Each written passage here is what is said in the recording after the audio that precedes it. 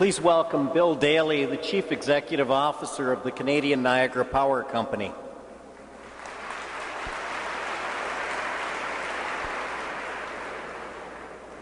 Thank you very much. Good evening, ladies and gentlemen, Dr. Kitts, members of the Review Committee. I'd like to begin by saying I'm pleased to report that I've checked with our control room over at CMP, and hydro usage has dipped tremendously this evening. Nobody's home. You're all here. I'd like to take a minute as president of CMP, and my wife and I live in the community, and maybe come at it from a little different perspective. And you know, you may not realize this, but I'm a part of the NHS Foundation Board. We do fundraising for the hospital here, and we do fundraising for the Cancer Center. You may recall last October we kicked off a fundraising campaign here in Fort Erie for Douglas Memorial, and our mandate was to raise a minimum of $1.25 million for Douglas Memorial. Why? For ultrasound machines, cardiac equipment, new electric beds, site improvements to the emergency room. Yes, the emergency room, complex care on the second floor. When I was asked to come on the foundation, it was an easy decision for me. Our company and its employees have experienced firsthand the tangible benefits of Douglas Memorial Hospital. From an operations perspective, we provide electricity to this community 24/7. And I'm sure you can appreciate.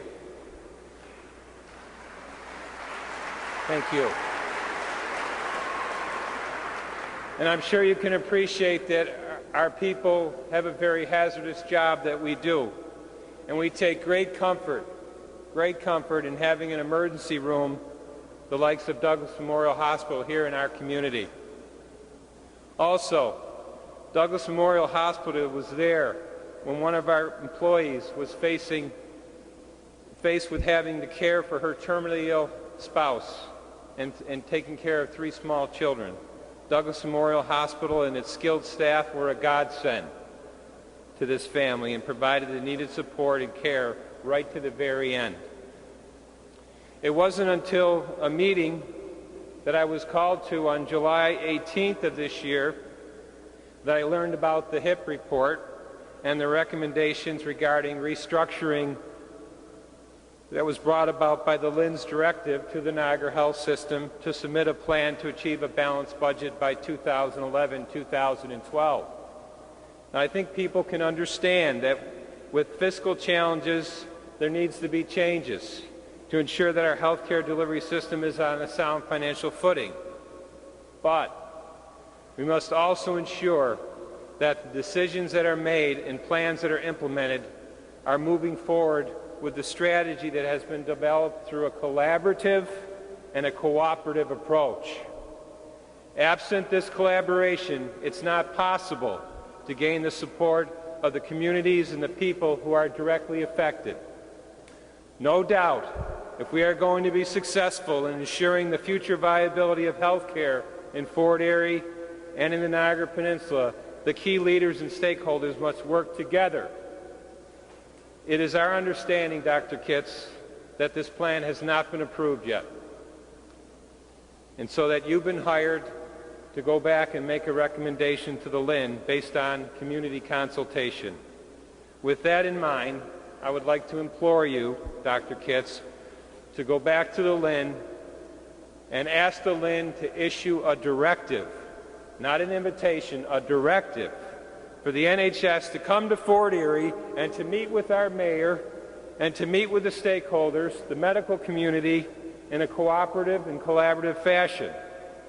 The goal of these meetings should be to ensure that we have taken a comprehensive look at how best to improve health care for all the stakeholders while achieving the necessary efficiencies.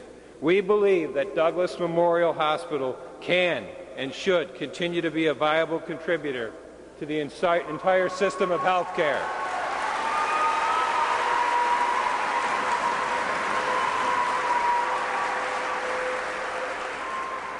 But to get there, we must ensure that all the issues are on the table and make sure that no stone is left unturned as it relates to the future of Douglas Memorial Hospital in the larger context of improved health care delivery. We don't have our head in the sand here. We recognize that there needs to be improvements and changes. We're prepared to roll up our sleeves. But the bottom line is it may take a bit longer, but at the end of the day, the LHIN and the Niagara Health System will have had the opportunity to gain greater insights and additional creative thinking from the municipal leaders and the healthcare professionals in this community who are closest to the situation. I have no doubt in closing that by working together we can and will achieve a more optimal solution to the most important challenge that we face.